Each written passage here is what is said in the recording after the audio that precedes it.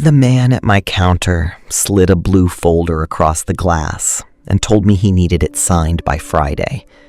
He didn't look up. He was counting under his breath, the way he always did.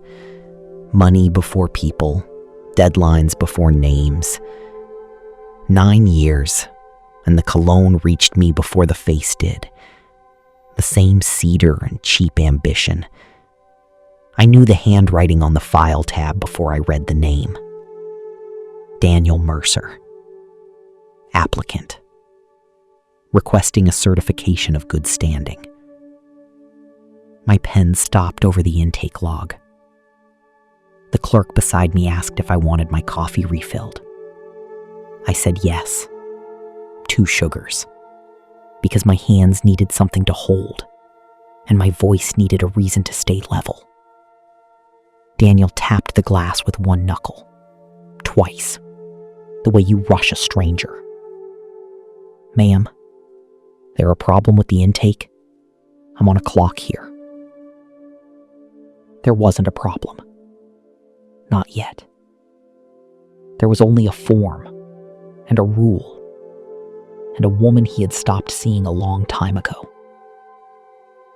I opened the folder. I did not say his name. I read every line the way I read every file, because that is the job. Take a seat, Mr. Mercer, I said. We'll call your number. He nodded at me the way you nod at furniture. He turned toward the waiting chairs, already dialing someone, already promising them Friday. He never once looked at my face.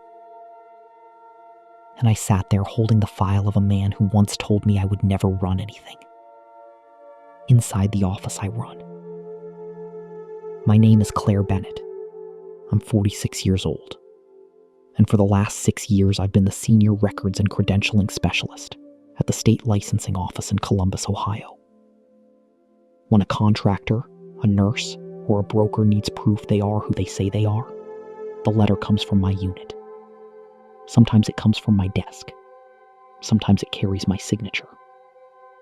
People underestimate how much power sits in a signature until the day they need one.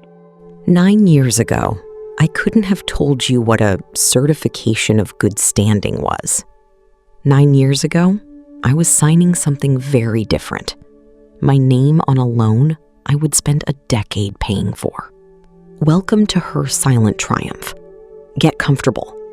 Every woman in these stories was underestimated by someone who should have known better. Hit that like button and tell me where you're watching from. Let me take you back to before the counter, before the folder, before I learned that some doors only open from the side you're standing on. I met Daniel Mercer when I was 34 and 1 semester away from finishing my paralegal certificate. I was working days at a small law office off Broad Street and taking classes at night. I was tired in the good way. The way you're tired when the tiredness is building towards something. I could already see the version of myself I was working toward, and I liked her. Daniel had plans that filled a room. He was going to have his own contracting company, his own crews, his own name on the trucks. When he talked about it, you could see the trucks. That was his gift.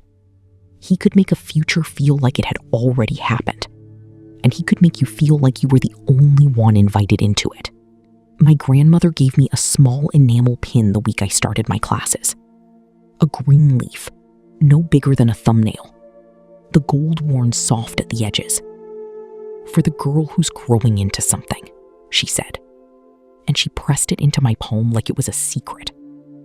I wore it on my collar to every exam. I wore it the day I passed my records management module with the highest score in the room. My professor said I had a rare thing.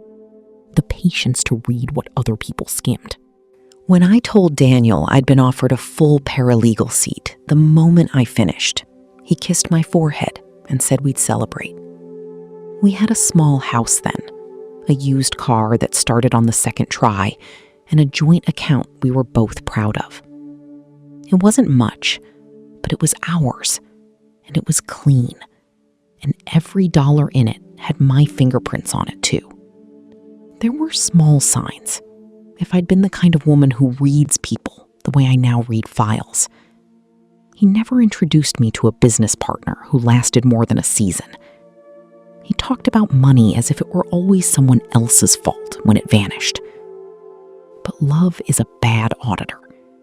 It signs off on things a careful eye would flag. I loved him, so I initialed every red flag and called it faith. I thought we were building the same thing from two directions. I thought the trucks he saw had room in them for the seat I'd earned. I want you to remember that house, and that account, and that leaf pin on my collar, because everything that mattered later was already sitting in that room. I just didn't know yet which parts would be used to break me and which parts would be used to build me back up. The company needed capital. That's how he said it. The company. Like it was a third person we both owed something to. The bonding, the equipment, the first big bid. It all needed money up front, and the bank wanted a cleaner credit history than Daniel had. Mine was spotless. I had spent years keeping it that way.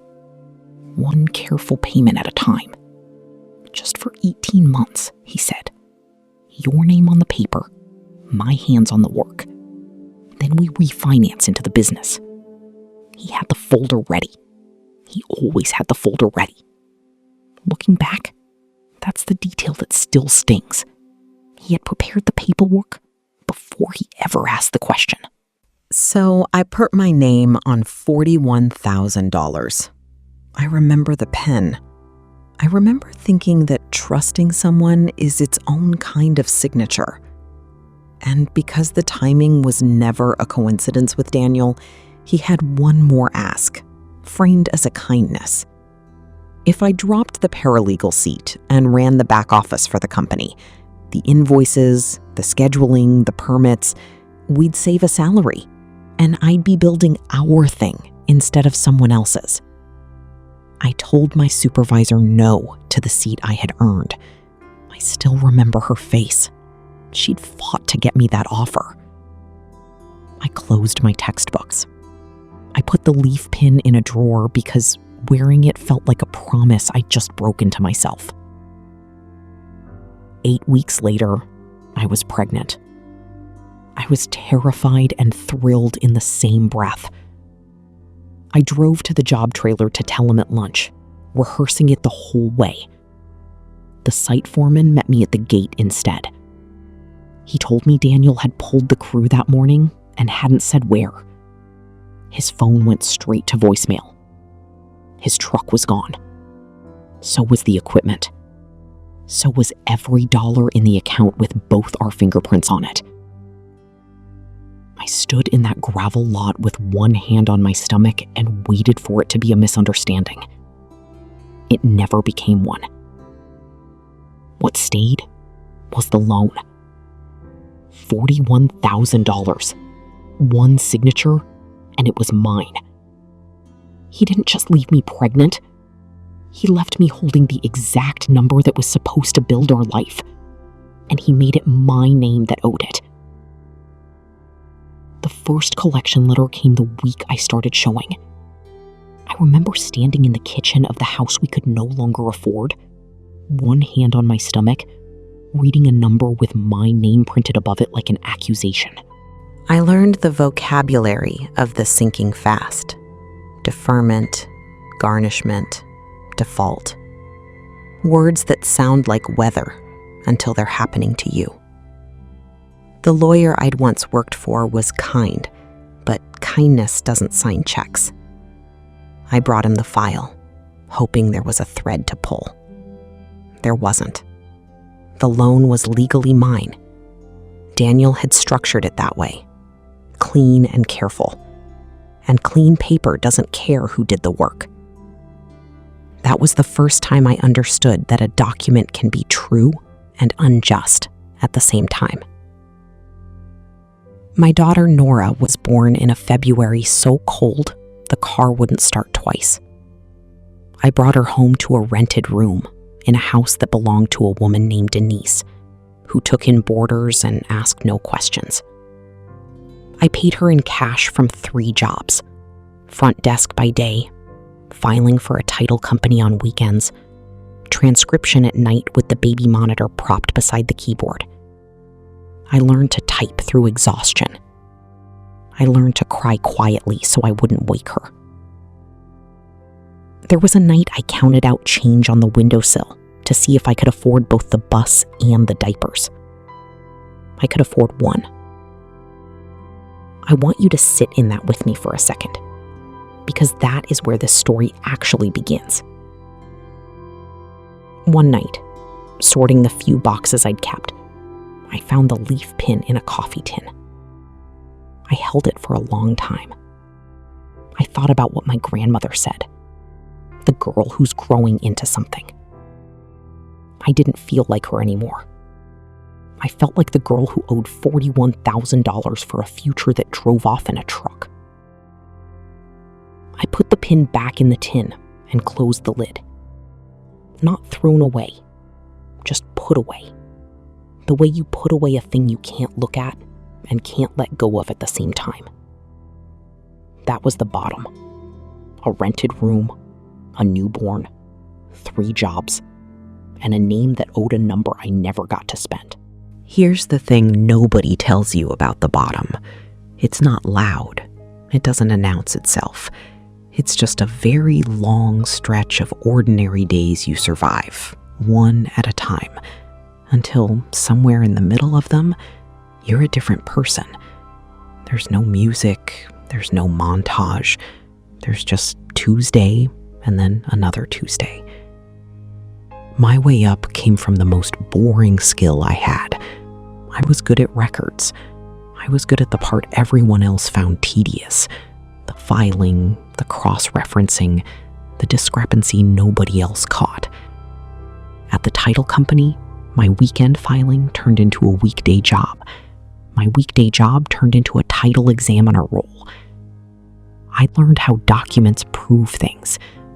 I learned how a single missing signature can stop $1 million deal, and how a single true fact, filed correctly, can move things that look immovable. I want you to notice something now, before Daniel does. The woman who once signed a loan without understanding the paper had become the woman who understood paper better than almost anyone in the building. The same skill he used to trap me was the skill I was quietly turning into a career. He just didn't know it yet. No one did. That's the quiet advantage of being underestimated. People hand you their guard along with their contempt. The first time I caught a forged notary stamp, my supervisor pulled the whole deal and thanked me in front of the office. I didn't tell her the real reason I'd look twice. I'd once signed something I didn't understand, and I had promised myself I would never again let a bad document pass for a true one. Every file after that, I read like it might be someone's whole life, because sometimes it was. Money stayed tight for a long time.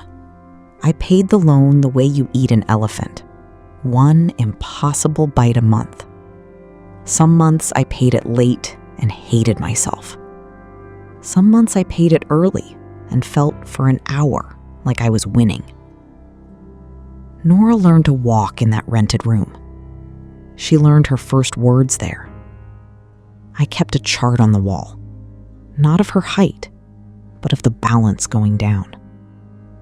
She thought it was a game. In a way, it was the only game I was determined to win.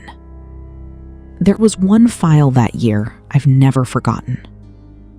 A woman came to the title company trying to save her late mother's house from a lien she'd never agreed to. Someone she trusted had used her name, the way someone I trusted had used mine. Everyone told her it was hopeless. I stayed 3 hours after closing and found the one filing error that unwound the whole thing. When she cried at my desk, I understood something I hadn't before. The skill that had failed to protect me could protect other people. That was the first day the bottom started to feel like a foundation. Daniel never called. Not on Nora's birthdays. Not when the collection notices had his old number on them too. For a while, I braced every time the phone rang. Then one ordinary Tuesday, I realized I'd stopped bracing. He had become a fact of the past, like weather that had already passed through. I didn't forgive him. I just stopped giving him rent-free space in a life he'd refused to pay for. 4 years in, I took a night course in public records administration. I paid for it in installments. I aced it, not because I was brilliant, but because I had lived inside the consequences of a badly kept record. And that teaches you faster than any professor. My instructor asked why I cared so much about a subject most people found dull. I told her the truth. I'd learned the hard way that paperwork is where the powerful hide, and where the honest can be found. If you've been listening for a while, do me one quick favor. Subscribe. It costs you nothing and means everything. When Nora turned 5, I applied for a records position at the state licensing office. The job description read like a list of everything my worst years had taught me. Verification, certification, standing. I read it twice and felt something I hadn't felt in years. Not hope exactly. Recognition. Like the job had been describing me before I ever showed up. I paid off the last of the $41,000 the same month I got the offer. I still have the confirmation slip. I signed the final payment and the employment contract in the same week. One signature closing the wound, one signature opening the door. For years, my signature had cost me everything. That week, for the first time, it started giving something back. That night, I opened the coffee tin. The leaf pin was still there, soft gold at the edges. I didn't put it on yet. I wasn't ready to promise myself anything. I just looked at it and let myself believe, for the first time in a long time, that I might be growing into something after all. I didn't know it then, but every skill I was building was quietly aimed at a door neither of us could see yet. The state licensing office is not a glamorous place. Fluorescent lights, gray carpet, a counter with bulletproof glass because people get emotional about paperwork. But I understood it the way you understand a language you dreamed in. My first week, a man screamed at me over a lapsed permit until security walked him out. I didn't flinch. I'd been screamed at by collection agencies while holding a newborn. A counter and a pane of glass felt like a fortress by comparison. Within a year, I wasn't just processing verifications. I was the person who fixed the files nobody else could. A contractor's license flagged for a decade-old clerical error. A nurse whose maiden name had scrambled her history across 2 states. A widow trying to prove her late husband's credentials so she could claim what she was owed. I found the true thread and pulled it clean. My supervisor started routing the hard files to me, the ones with a human being tangled in a knot of paper. And I learned exactly what a certification of good standing is, because I signed dozens of them. It's a formal statement from the state that a licensee is who they claim to be, holds what they claim to hold, and carries no unresolved encumbrances against their trade. It's the letter you need when you want to work in a new state, bid a public contract, or borrow against your reputation. It's a door. And the rule for issuing it is not a feeling. It is a checklist. Every box must be true, or the letter doesn't exist. I want to be honest about what that power is and what it isn't. I can't invent a reason to help someone I like. I can't invent a reason to deny someone I don't. The checklist doesn't care about my feelings, and that's exactly what makes it fair. A woman like me, A woman who once got crushed by a document that was technically correct learned to love that fairness like a religion. I learned the limits of my own kindness the hard way too. Early on, a man I genuinely liked came in short one document he swore he'd mail later. I wanted to help him. I almost did. My supervisor stopped me with one sentence. The day you sign something because you like the person is the day the letter means nothing. She was right. A certification is only worth something because it can't be bought with charm. I never forgot it. It would matter more than I knew. One of those boxes is the one that would matter most, though I didn't know it that day. Box 7. No open, unsatisfied civil judgment related to the applicant's trade. If Box 7 can't be checked truthfully, no certification issues. Not because the specialist is angry, because the state cannot certify a thing that isn't so. I must have explained Box 7 100 times to 100 applicants, never once imagining who would eventually be standing on the other side of it. I became the person who signs the letter, or when the boxes don't clear, the person who has to explain why the letter can't be signed. I got good at explaining it kindly. I never enjoyed a denial. There was always a real person on the other side of a no. But I never once signed a box that wasn't true, no matter who was standing at the glass, no matter how good their reason sounded. That was the promise I made to the woman in the rented room. I keep my promises now. It's the one luxury I never let myself go without again. 6 years in, they made me senior records and credentialing specialist. I had my own desk behind the counter, my own nameplate, and a small office with a window for the harder conversations. The first morning at that desk, I finally took the leaf pin out of the tin and fixed it to my collar. The gold was worn soft, but it held. So did I. I never wanted revenge. I wanted my life back. So I stopped waiting, and I went to work. Nora was 8 now, quick and funny, with a habit of narrating her homework out loud like a sportscaster. We had a small apartment that was entirely ours, an account with only my fingerprints on it, and a car that started on the first try every time. I had stopped bracing for the next collection letter. I had started saving for her braces instead. Small things. The kind of ordinary safety that, once you've lost it, you never take for granted again. I didn't track Daniel. I want that on the record. I didn't set a single alert, didn't type his name into a single search bar. But records talk, and I heard things sideways, the way you hear about anyone from a former life. The company that drove off in a truck had never quite arrived anywhere. He'd moved between states, opened businesses under slightly different names, chased the next big bid the way he once chased mine. Every few years, the trucks had a new logo and the same driver. Somewhere along the way, his appetite had outgrown his ability. He'd talked a new partner into fronting a job that collapsed under him. The partner had taken him to court and won. There was a judgment against him now. $145,000. Unsatisfied, tied directly to his trade.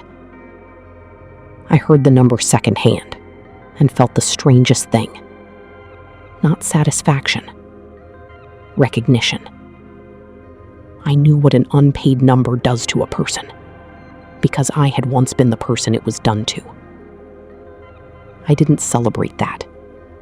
I'd carried a number too long to cheer when one landed on someone else. But I understood, in the quiet, practical part of me, what an unsatisfied trade judgment does to a man who someday wants to work in a new state. It sits in box 7. It waits. It doesn't care how charming he is, or how urgent his timeline sounds, or how ready his folder is. Paperwork has a long memory, and it is not sentimental. I thought about him less than you'd expect. But every so often, filing a clean certification for someone who'd earned it, I'd feel the shape of the old wound and understand it a little better. Daniel hadn't just taken money. He'd taken my belief that effort and trust were the same thing. It took me years to separate them, to learn you can work hard and still get robbed, and that the answer isn't to stop working, only to stop trusting the wrong hands with the pen. He was rising the way he always did, loudly, forward, sure, already promising someone Friday. I was rising the other way, quietly, upward, sure of different things. 2 lines on a chart, moving in opposite directions. And somewhere ahead of both of us, though neither of us could see it yet, there was one certification, standing at the exact point where those 2 lines were about to cross. I called his number myself, not out of drama, because his file had routed to my unit, and I run my unit. I could have handed it off the second I saw the name. I thought about it. But I have a rule about the files on my watch. I read them first, so I know exactly what I'm handing to someone else and why. So I read his. All of it.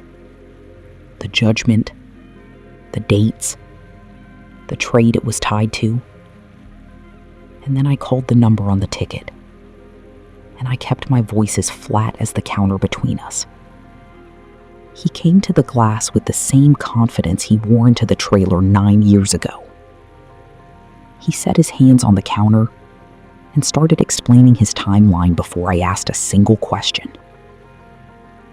Men like Daniel always explain the timeline first, as if urgency were a form of proof. I've got a public bid closing Tuesday in the next state over, he said. I need the good standing letter and a verification of my prior licensure. I paid the $75 expedite. I just need it signed by Friday. Whatever you need from me, let's just move this along. $75 to rush a letter. $145,000 sitting in box 7, where no rush could move it. He didn't see the second number yet. He was still counting the first. He'd always been better at the small numbers than the ones that mattered. Then he looked at my face for the first time. Really looked. I watched it arrive slowly, the way weather arrives. The small frown, the tilt of the head, the mouth starting to shape a word it wasn't sure of. His eyes dropped to the nameplate. Bennett. Then back to my face. Then to my collar. To a small, worn leaf pin he had watched me put in a drawer 9 years ago. Claire, he said. Not a greeting. A discovery. The confidence drained out of his voice one syllable at a time. Mr. Mercer, I said. Let's talk about your file in my office. I want to tell you exactly why I took him back there, because it matters. It wasn't to corner him in private. It was to protect the one thing I would not break. The moment I recognized his name in the system, I had already flagged the conflict of interest. My name sits in the original loan history tied to that judgment, and the rules about that are not optional. I had already asked my colleague Marcus to co-review the file and hold the signing authority. Whatever happened next would not be my hand on his fate. It would be the rule, applied by someone with no history with him at all. I had removed myself from the decision before he ever recognized my face. He followed me into the office and sat down heavily, like the chair had been waiting for him. For a moment, he tried the old warmth. Claire, my God, you did well for yourself. Look, whatever happened between us, that's ancient history, right? We were kids. We were not kids. I was 37 and pregnant in a gravel lot. But I didn't say that. None of that was on the checklist. I slid the checklist across the desk and turned it so he could read it right side up. Your prior licensure verifies cleanly, I said. That part is true, and we'll certify it. That letter you'll get. The certification of good standing is a different document. It has 7 conditions. 6 of yours clear. He found box 7 before I pointed to it. His finger stopped on the line. No open, unsatisfied civil judgment related to the applicant's trade. The judgment number was printed right there. $145,000. Unpaid. Tied to his trade. He took $41,000 from me to build his foundation. 9 years later, he owed $145,000 to someone else. The numbers had grown. The man hadn't. This is a mistake, he said. This can be worked around, right? A note in the file, a discretionary exception. You have discretion. He said it like he was reminding me of a favor I owed. For a second, the old charm hardened into something else. You know, he said, lowering his voice, a person could argue you shouldn't be anywhere near my file. Wouldn't look good for you, would it? A history like ours. It was a threat dressed as concern. The last card he had. I almost admired how smoothly he reached for it.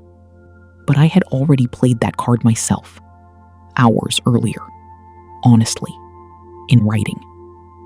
You're right that I shouldn't decide your file, I said. That's why I already recused myself and documented why.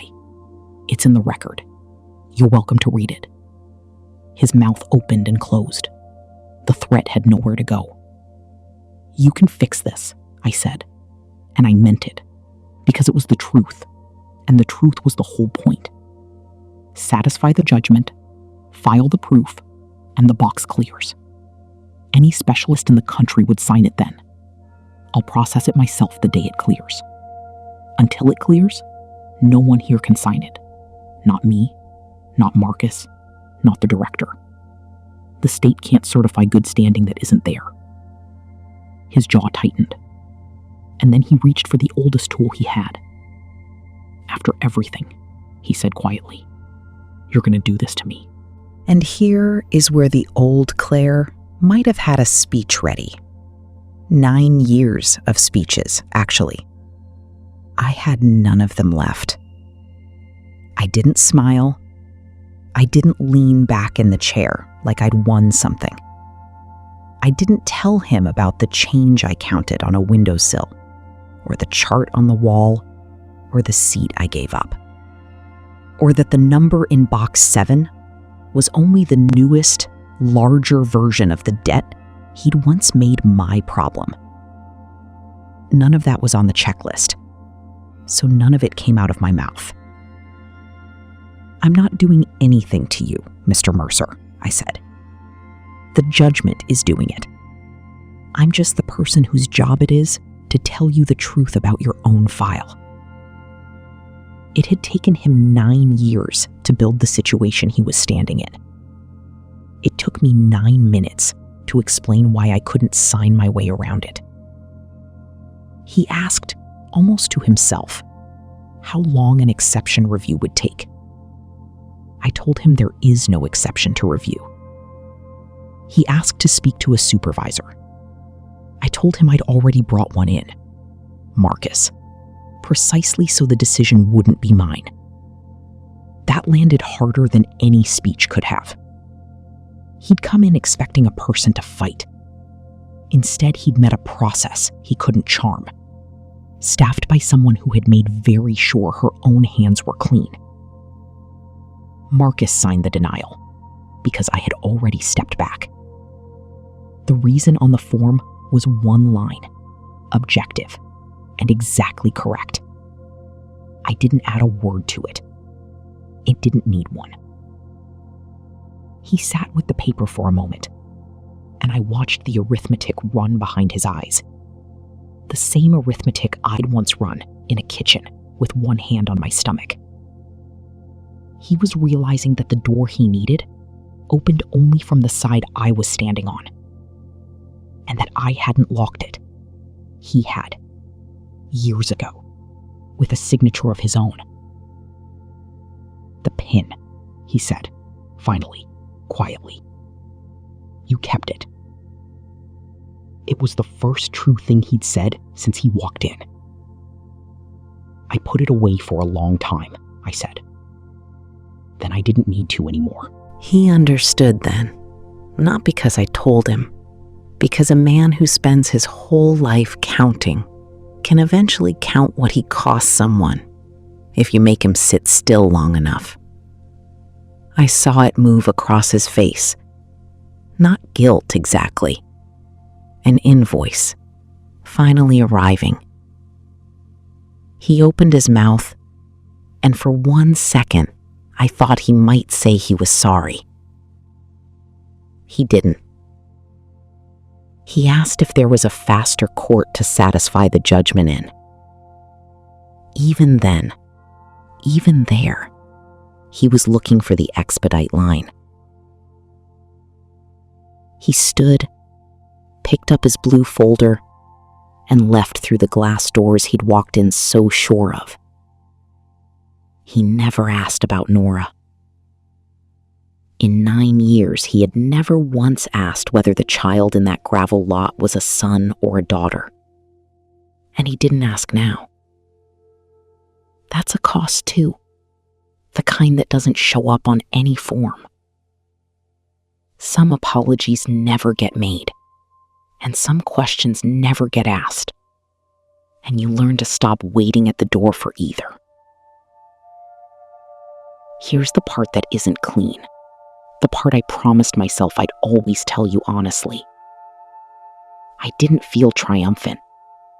I sat at my desk after he left and felt the old ache of a thing that can't be given back. 9 years of Nora's father were gone, and no denial letter returns them. The seat I gave up, the exams I stopped taking, the version of my 30s I spent in a rented room counting change. None of that comes back with a signature. I got my life back, but I built it out of new material. The old material stayed lost. That's the honest price, and I won't pretend I didn't pay it. I straightened his file, closed it, and set it in the outbound tray. Then I called the next number, because there was a nurse in the waiting room who had done nothing wrong and deserved her letter by Friday. That night, Nora narrated her math homework at the kitchen table while I made dinner, in an apartment that was entirely ours. She asked how my day was. I looked at her for a second longer than usual. Then I said it was a normal day. And it was. That was the victory, if you want to call it one, that a day like that one could end as an ordinary day. Here's what I know now that the woman in the rented room didn't. Revenge is loud, and it costs you twice. Once to get it, and again to carry it. But the truth, filed correctly, does its work quietly and asks nothing of your soul. I never had to raise my voice. I never had to lie or scheme or become someone my grandmother wouldn't recognize. I only had to do my job well and refuse to sign a single thing that wasn't true. The door he needed had been mine the whole time, not because I built it to trap him, but because I had spent 9 quiet years becoming the person who guards it honestly. He made me quit one career. he never counted on me building a better one out of the wreckage he left behind. That was his last miscalculation, and it was the only one I got to sign my name to. If this story meant something to you, hit that like button, subscribe, and tell me in the comments. I'll see you in the next one.